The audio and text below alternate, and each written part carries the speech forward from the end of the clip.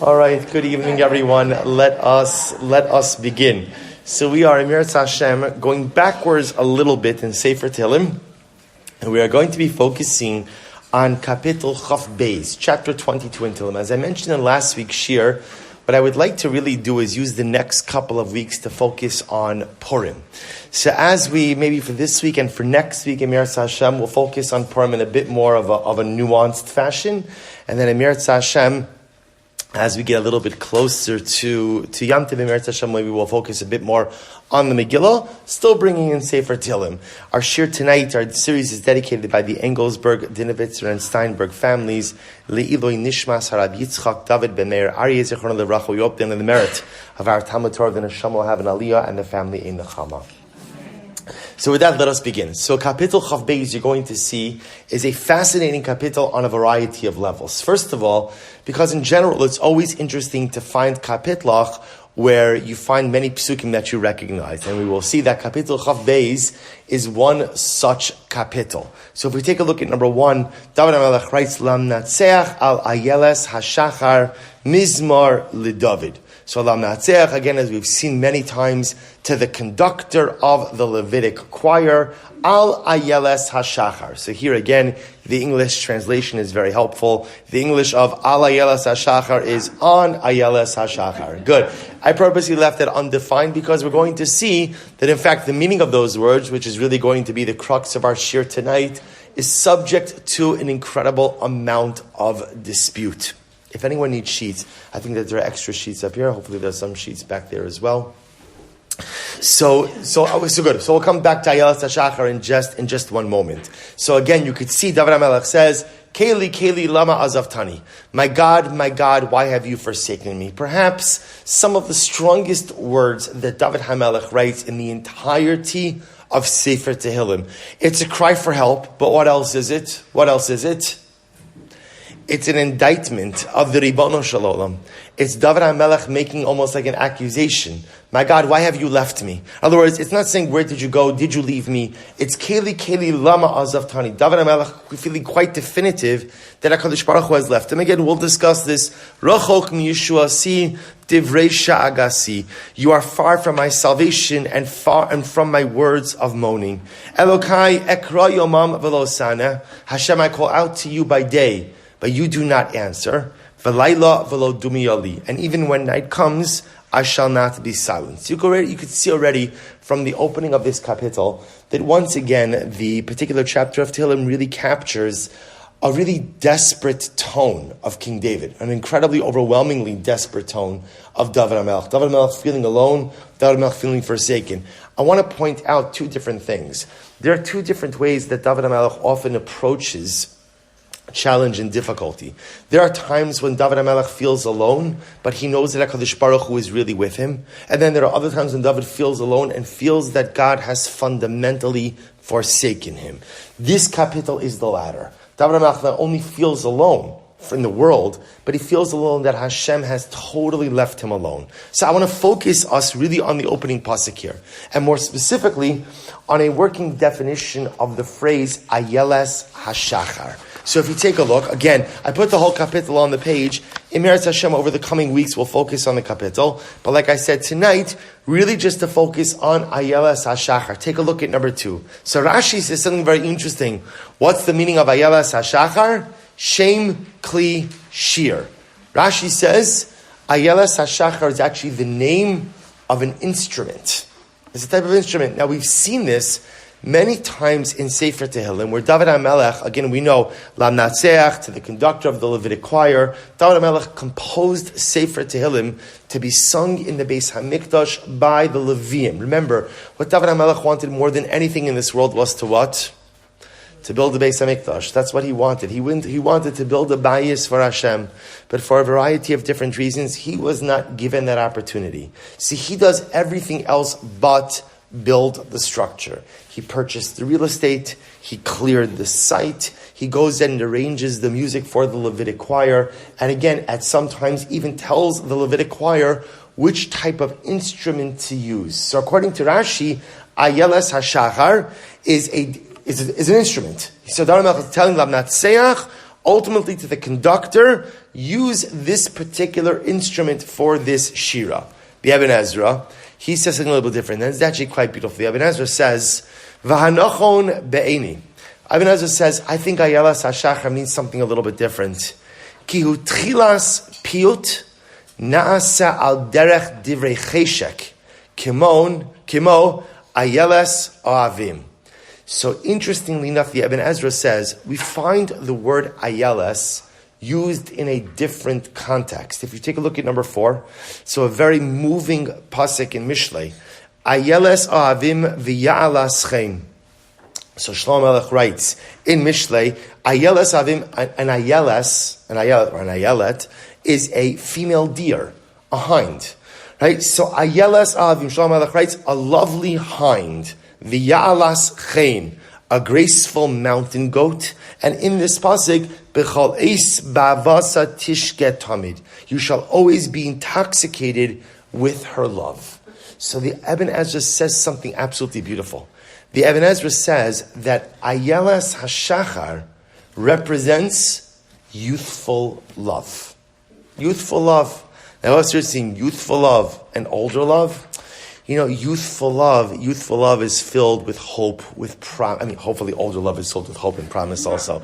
But youthful love is filled with, it's just a different, Baruch Hashem, I have the opportunity to stand under many chuppahs, and the truth is, like that moment, it's also, hopefully, when a person is zocher to stand under the chuppah themselves, they feel it themselves, but it's interesting sometimes to experience something outside of yourself. When it's your experience, you have a whole bunch of different emotions. When you see it from the outside, and the truth is, when you stand under a chuppah, and you see a chassan and kala, and you see like the way that they look at each other, and there's that non-verbal communication,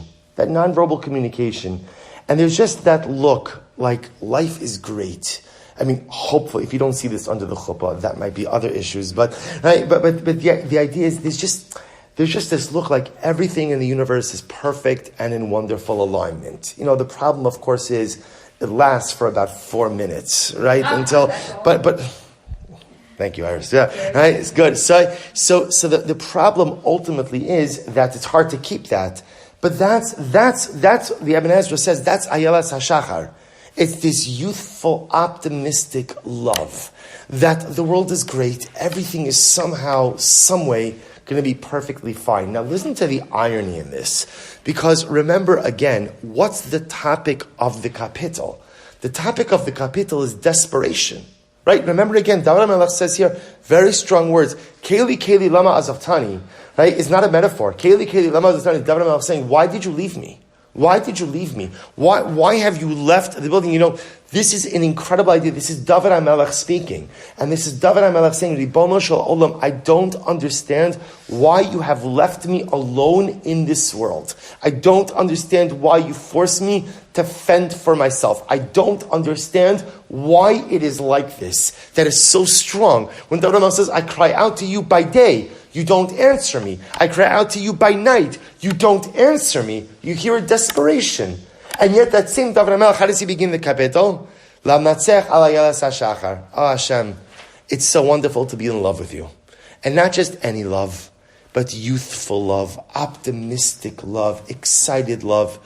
The truth is, this is part of the dynamic we have with the Ribono Shel Olam. In Chassidus, it's really in Kabbalah, this is a concept that is called Ratza V'Shov. Ratza V'Shov means forward and backwards.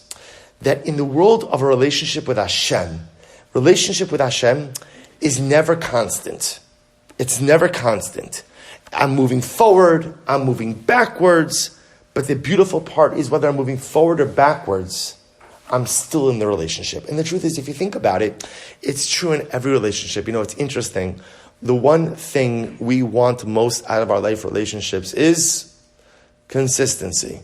And the one thing that you will never get out of your life relationships is consistency. And not because the people who you care about or who you're in a relationship with don't love you or care about you.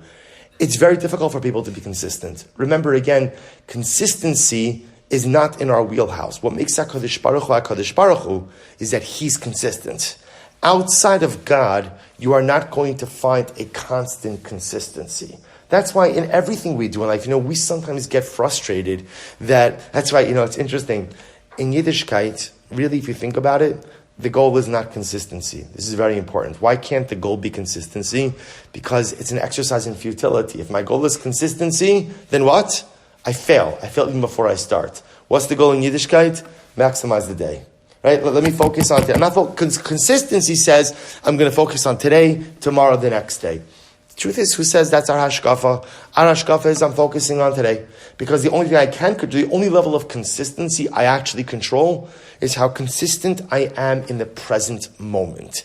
Anything beyond that is not currently in my control. So therefore, by definition, it's not a contradiction to say, God, why have you left me? While at the same time to say, Hashem is my ayeles hashachar. Hashem is like my youthful love, right? The love of my youth. It's not a contradiction.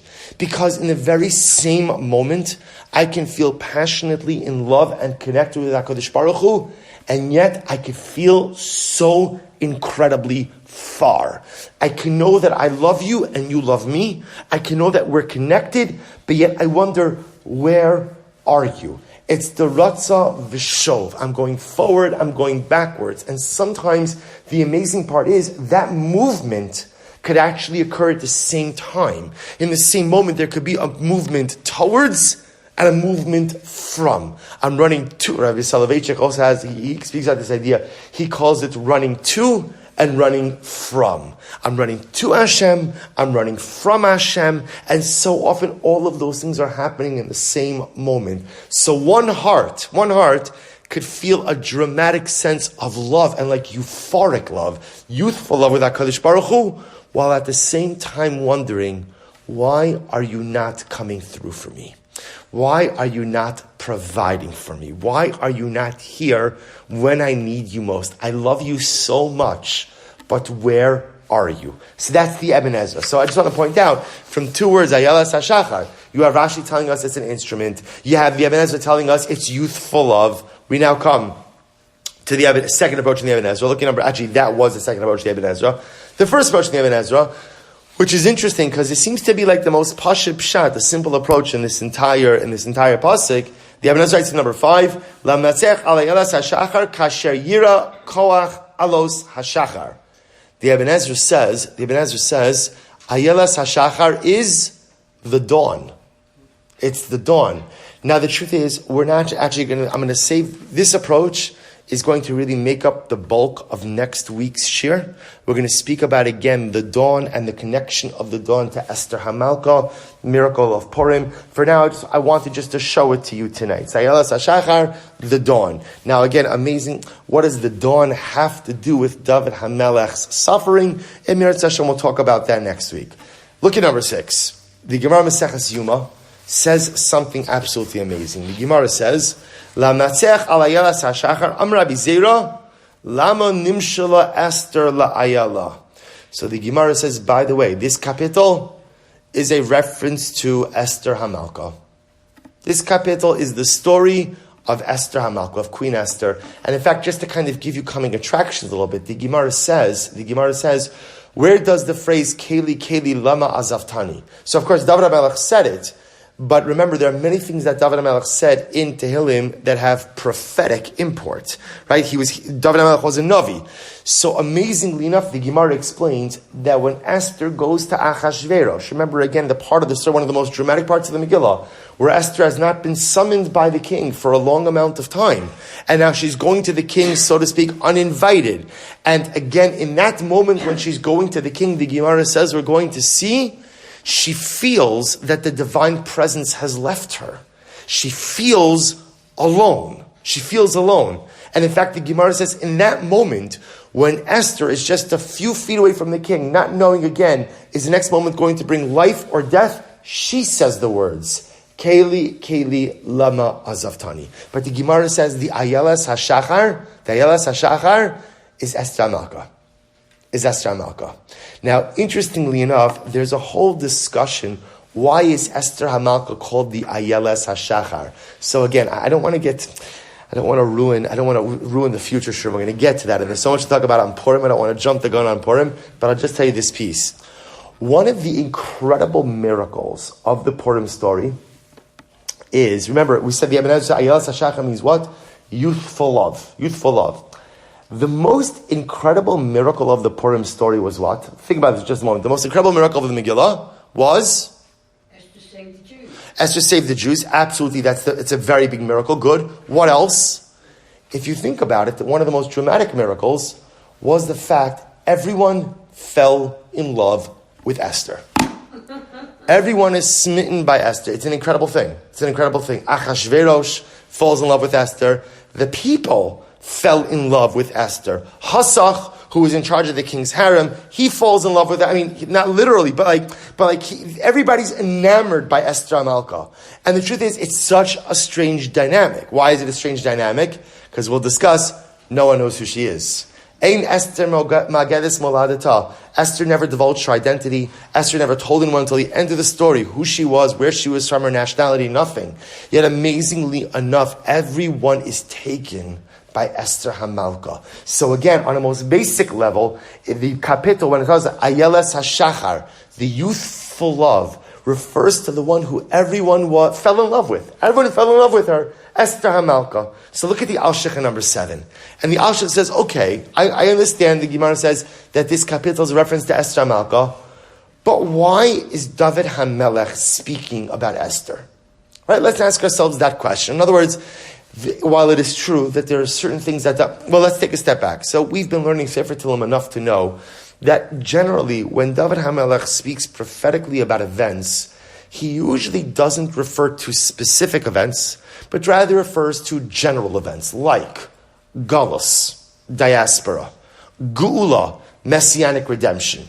Rarely does he make prophetic reference to specific events or specific people. Which then leads us to a fundamental question, says the Al-Shikh.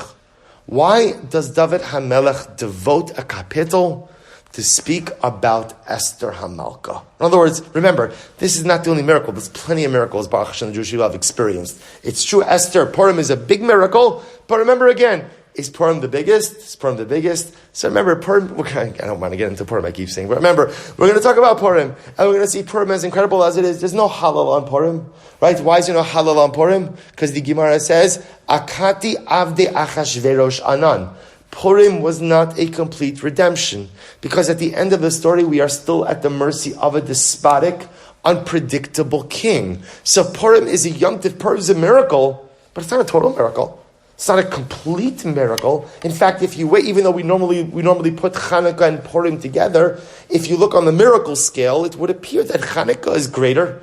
Right? Chanukah has supernatural miracles, the Pach Shemen. Chanukah resulted in full Jewish autonomy, at least for a little while. Chanukah, therefore, we say Hallel. So why does David HaMelech decide to devote a kapitel to Esther Hamalka? So what the Al-Shikh says. This is incredible. He writes, so he writes as follows. So the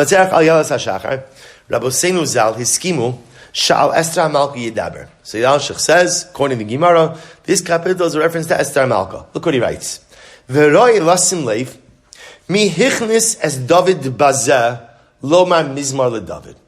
as the Al-Shikh, David, what possessed you to make a song, to make a kapitel about Esther?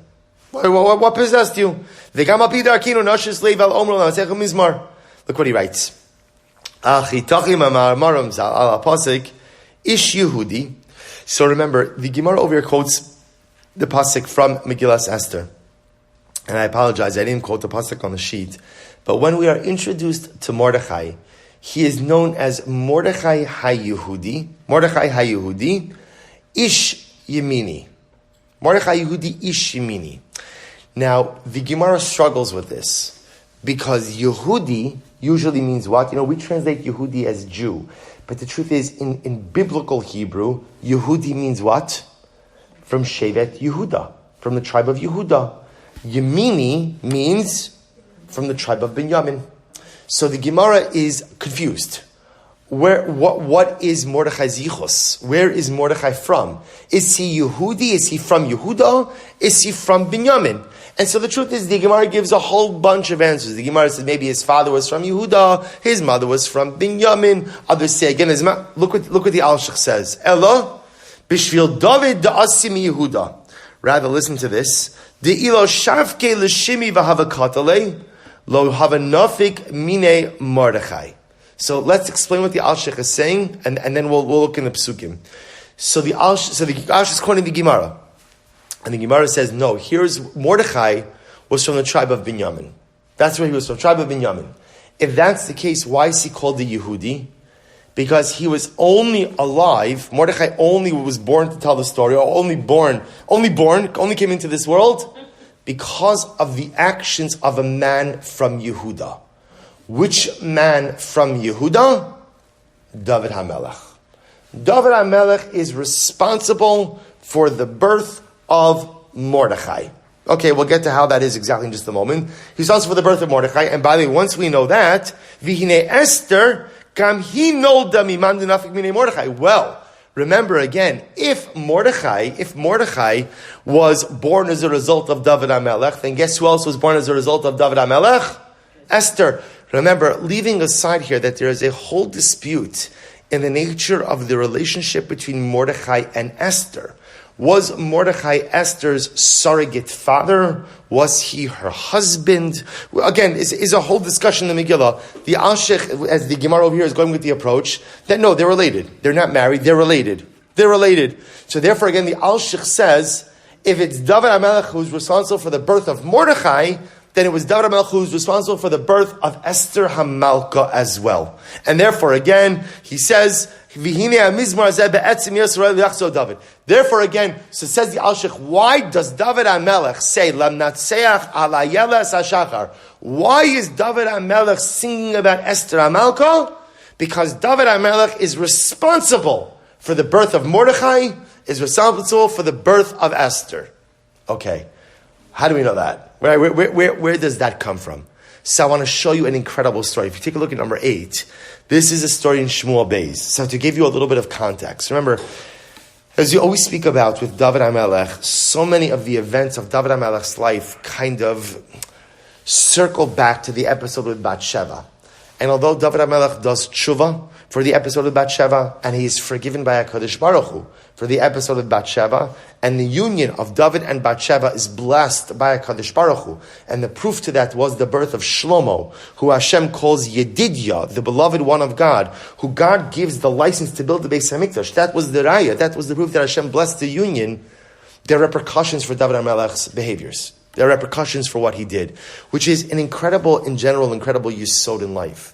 That sometimes when I make mistakes, I could fix my mistakes, right? I could do tshuva, and I could cleanse myself, but you can't always undo the damage that you've done. Or in other words, you can't always walk back the repercussions of your actions.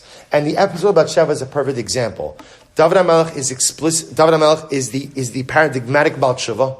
He is explicitly forgiven by God, as I mentioned. The union of David and Bathsheba is blessed by HaKadosh Baruch Hu. Their son Shlomo is the one who's given the right to go ahead and build the Beis HaMikdash. Yet, David HaMelech is told explicitly by Nasan Hanavi that there are going to be 3 calamities which befall him.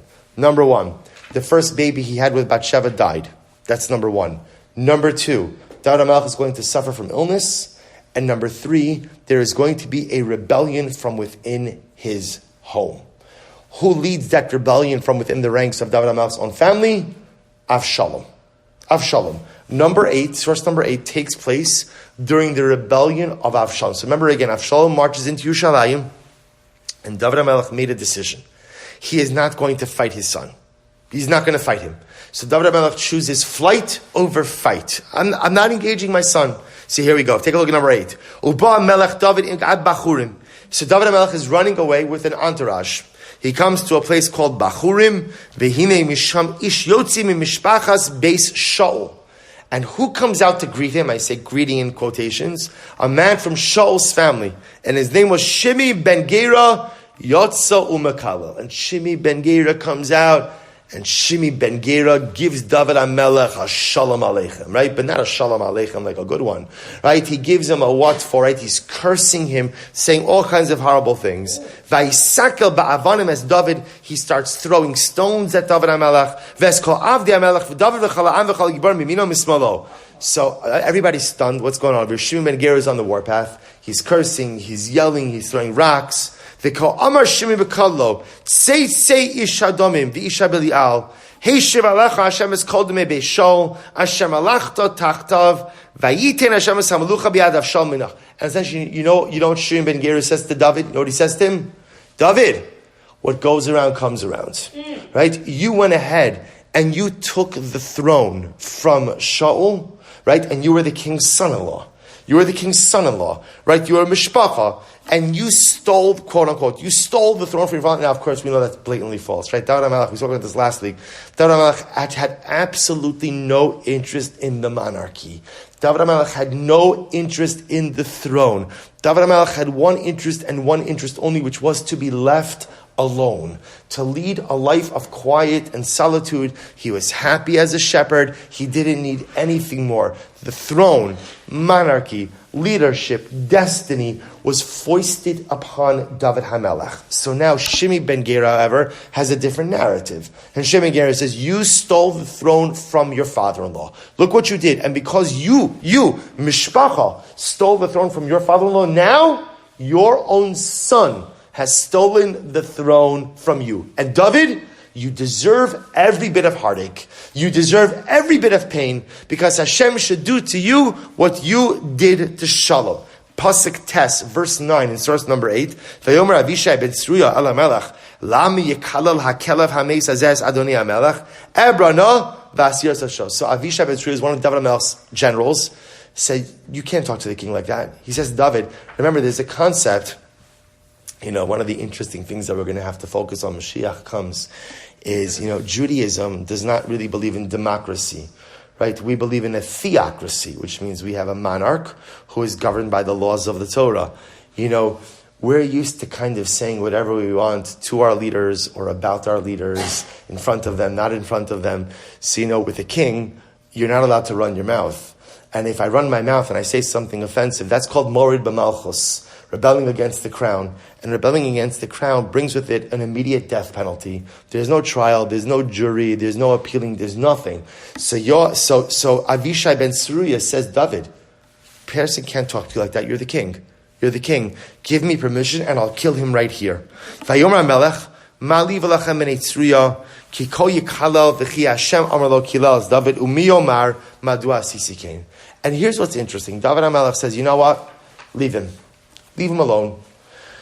Leave him alone. I don't want you to do anything to him. Let him continue to do his thing. And in fact, again, if you look at the last pasuk, in pasuk Yud Gimel, so what happens? Vayelech David va'anashav baderech.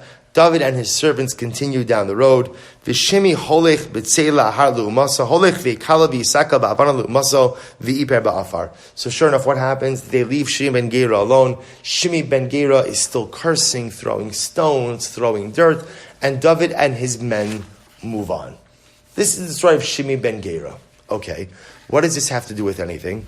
So first of all, let's analyze this for just a moment. So why didn't David punish Shimi? Right? Remember again, Shimi ben Gera, David HaMelech is the victim here, right? Avshalom is one who rebelled. David HaMelech made a conscious decision not to fight against his son. Fine, so he's fleeing Yerushalayim. Shimi is absolutely, unequivocally wrong. Why does David choose not to respond? So take a look.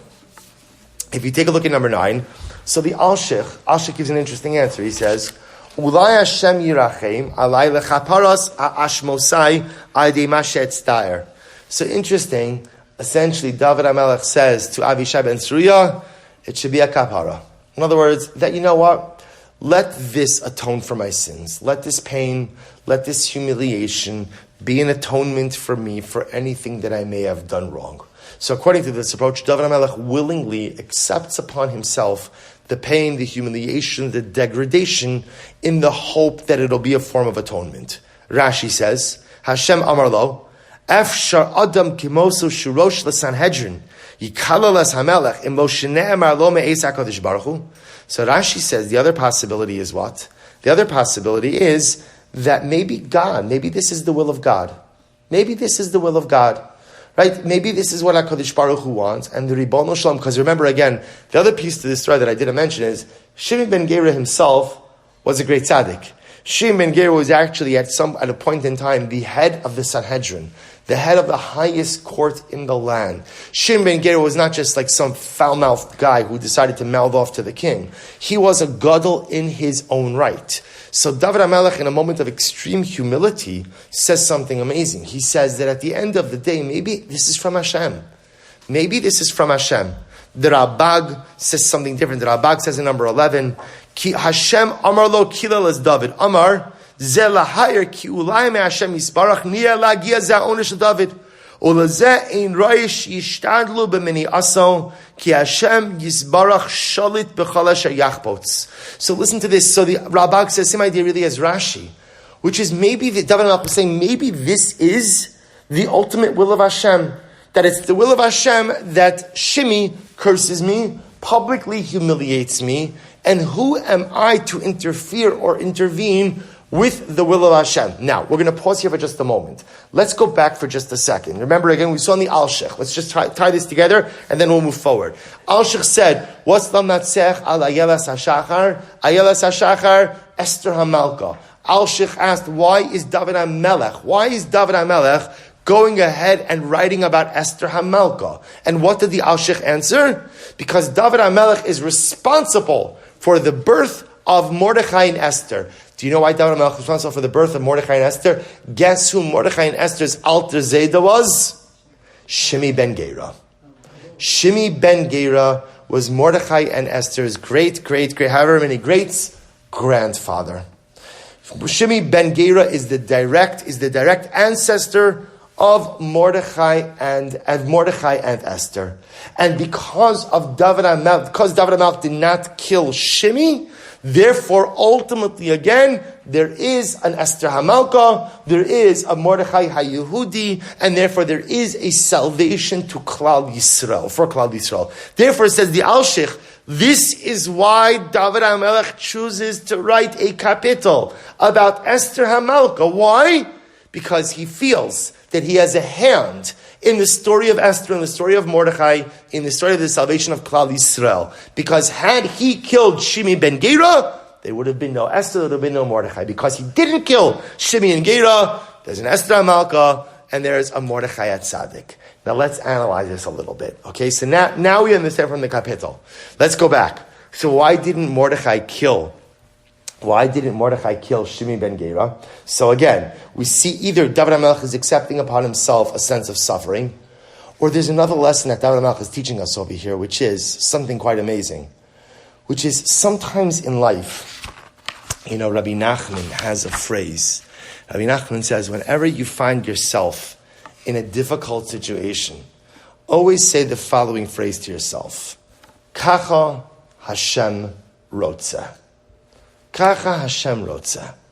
This is what Hashem wants. Remember, says Rabbi Nachman, and this is what David HaMelech is really teaching us before Rabbi Nachman, there's nothing that happens to us in life that Hashem doesn't want to happen to us. And let's talk about this just a moment, because it actually creates an interesting theological reality, right? So to give you a very simple idea, right? Well, a person comes over, we'll call him Shimon, right? Shimon comes over to me, and Shimon slashes my tires, right? Right? Shimon slashes my tires. Is that from Hashem? Is that from Hashem? No. Of course it's from Hashem. Now, remember again, of course it's from Hashem, because everything that happens in this world is from HaKadosh Baruch Hu. Now, let's be careful over here. Even though it's from Hashem, does that free Shimon from his personalistic culpability? No. Shimon has free will. Shimon has free will. Right? Remember again, so there's this interesting dynamic. The interesting dynamic is when something happens to me in life, if, let's say, someone inflicts some harm on me, so at the end of the day, that person is responsible for their actions, but the result of the event is something that HaKadosh Baruch Hu wanted to happen to me.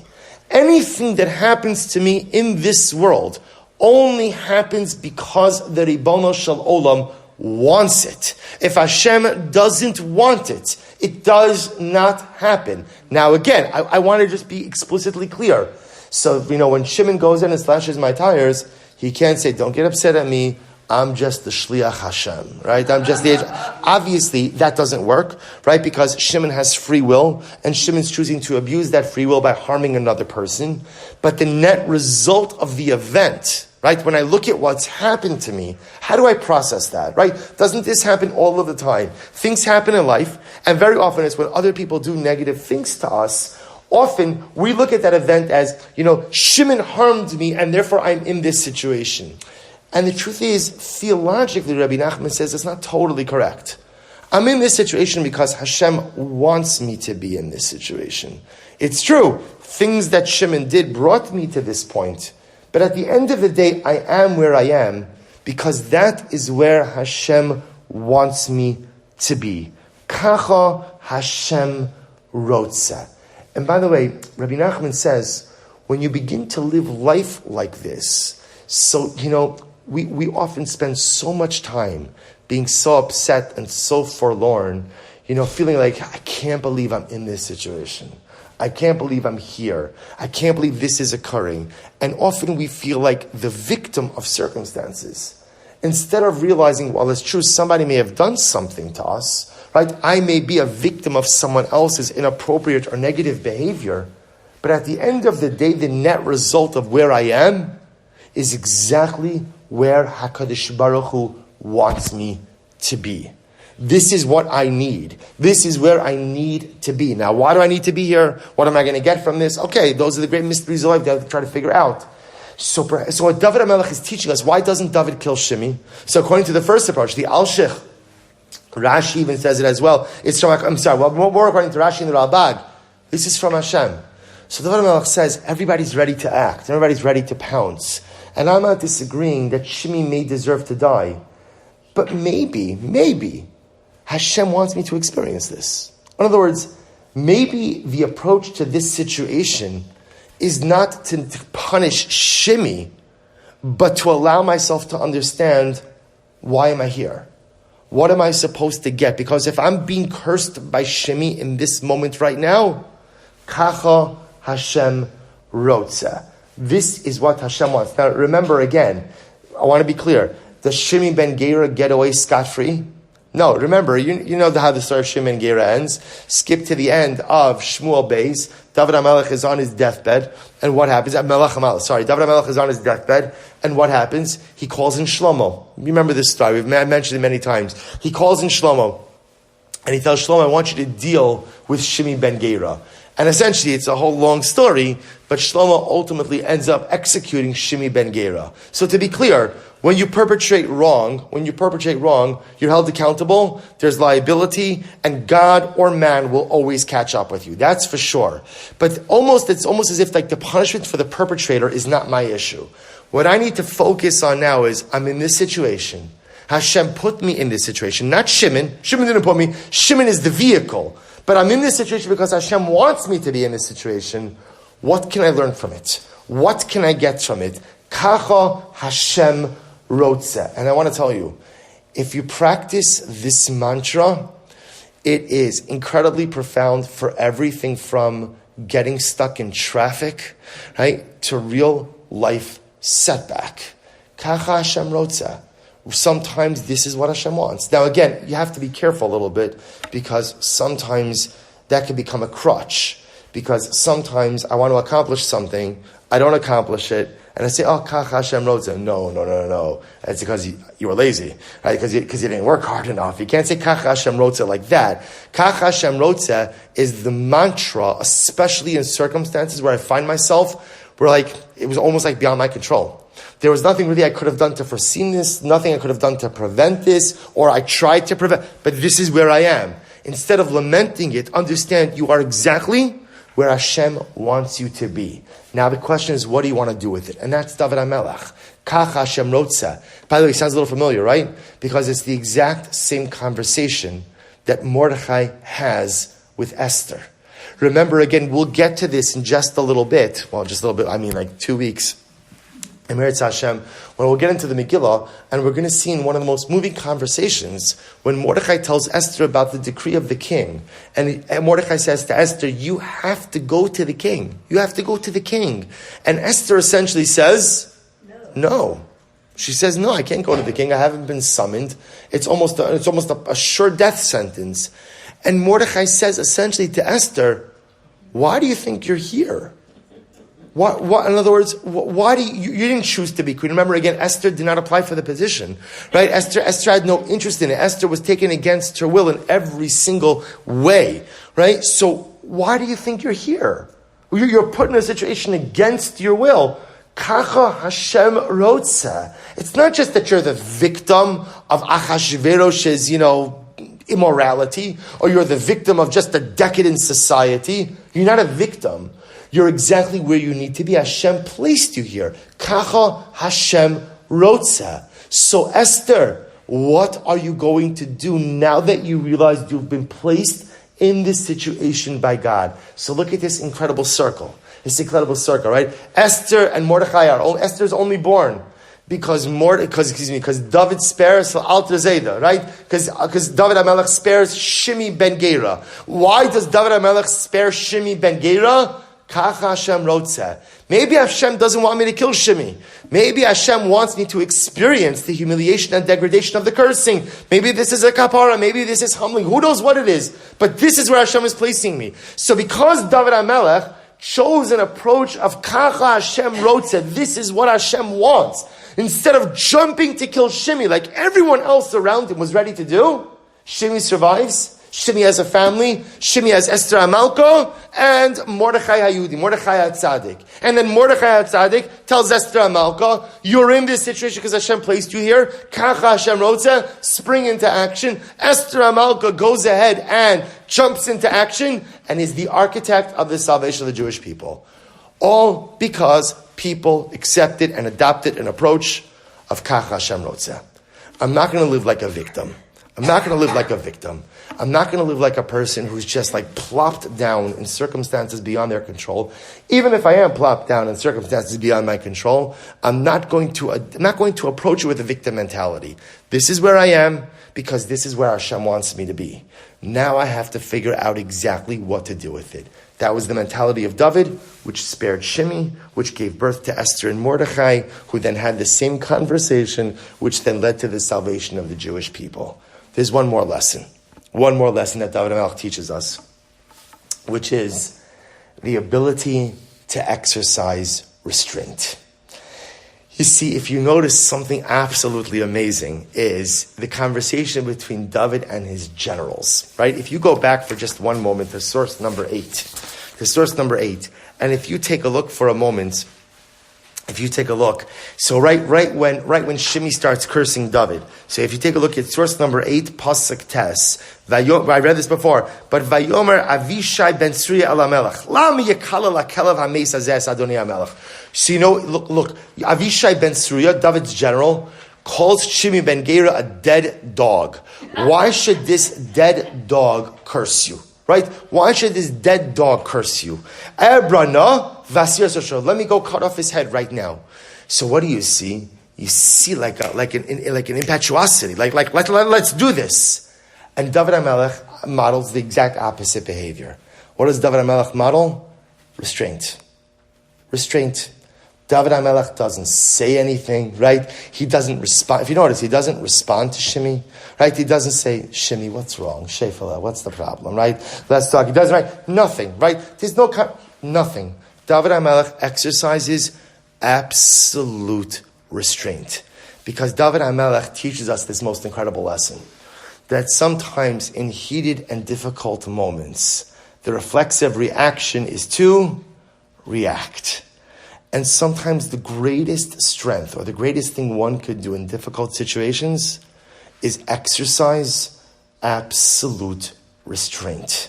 There's a beautiful Gemara. The Gemara says in number 12, Gemara Meseches Yuma, the Gemara says, Hane'elavin ve'inan ulvin.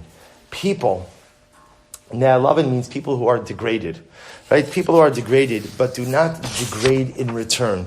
Shomin cherpasan ve'inan mashivin. They hear their degradation, but they do not respond.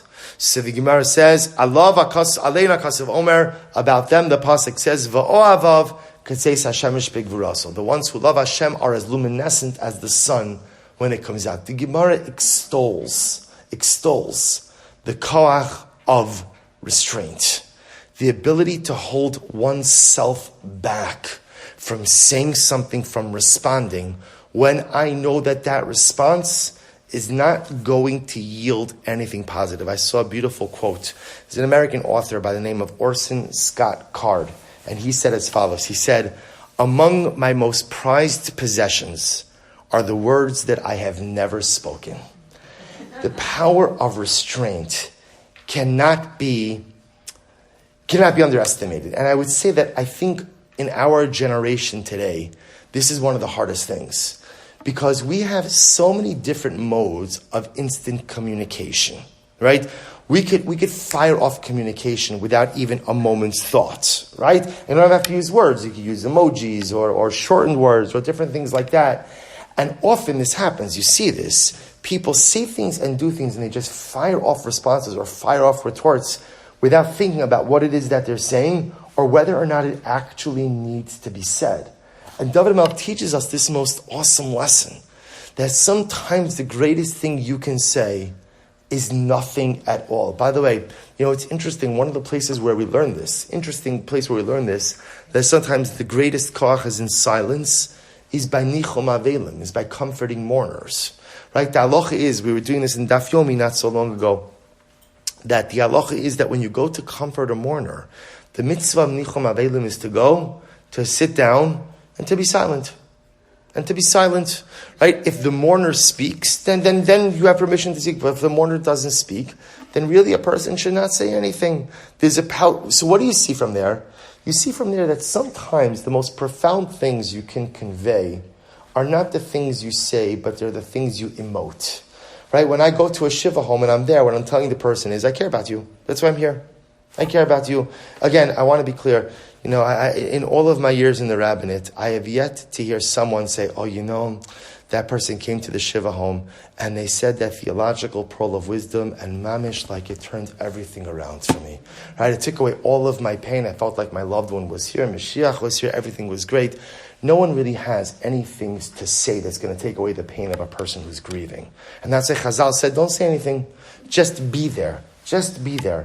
The power of restraint. So I just want to point something out. Had David HaMelech not restrained himself and said something, let's play this out. Had David HaMelech said something back to Shimi, what probably would have happened? Probably would have escalated, right? And would have led to bloodshed. Had David HaMelech not demonstrated restraint and literally killed Shimi, either way, no Mordechai, no Esther. You see, when you don't exercise restraint in life, bad things happen. There are times you have to respond. There are times I have to say something. There are times when silence is not golden. There are times where a situation demands a response. But at the end of the day, so much more often than not, silence and restraint is the best way forward. Parents know this, or parents hopefully know this. Sometimes it could happen. A parent will see a child doing something wrong. It's been rumored to happen. Right? So one of the most difficult things in parenting is, when do you say something and when don't you say something? If you say something every single time, you're overbearing. If you never say anything, you've fundamentally abdicated your parental responsibility and you are not a fit parent. So amazingly enough, you have to be somewhere in the middle. I can't say something all of the time, but I also can't say nothing all of the time either. I have to have some level of restraint. But again, restraint means I never respond. And how often is it in life? It's happened sometimes. People say offensive things. Sometimes people say offensive things. They realize they've said offensive things. They intentionally say offensive things. And sometimes people are just, tone deaf to the things that they're saying and how they're saying it. And often when someone hurts our feelings, the reflexive reaction is retort, respond. And what do you get from it? Now it just blew up. Whereas if I just go ahead and exercise restraint, everybody just moves on. There's no need to make something out of nothing. And had David HaMelech, and again, lest you think that restraint is nice, but not necessary, had David HaMelech not acted with restraint, the architects of the Purim story would have never been born. So if we bring this all together, with this we'll conclude. So it turns out that David HaMelech has every right to write about Esther HaMalka. Why? Because as the Al-Sheikh said, David HaMelech himself is responsible for the birth of Esther HaMalka, for the birth of Mordechai HaTzadik. How is he responsible? Because David HaMelech really modeled and embodied these two most incredible traits. The trait or the mantra, Kacha Hashem Rotze. When I find myself in a situation, I'm not going to look for someone to blame or someone to get upset at or to beat myself up. This is where I am. And maybe, this is exactly where Hashem needs me to be. Because David HaMelech, again, embodied that mindset, he didn't take action against Shimi. Shimi lives, has a family. Mordechai, Esther. Mordechai has the same conversation with Esther. And number two, David HaMelech says, I have a right to write about Esther HaMalka. Why? Because of my restraint. I modeled restraint. I showed restraint in life. And because of that restraint, therefore, again, there's a Mordechai, there's an Esther, there's a salvation of Purim. If we could inculcate these two ideas into our lives, Kach Hashem Rotze, when we get into difficult situations, just take a deep breath. This is where Hashem wants me to be. And now what should I do? What should I learn? How should I grow from this circumstance? When things happen in life that upset us, that offend us, that anger us, instead of reacting, show restraint. And when you adopt these two approaches in life, David HaMelech tells us, miraculous, salvational events are sure to follow. We'll stop over here for tonight. Meretz Hashem will continue in Kapitel Chav Beis next week, and then the week after that, Meretz Hashem will get into Megillas Esther.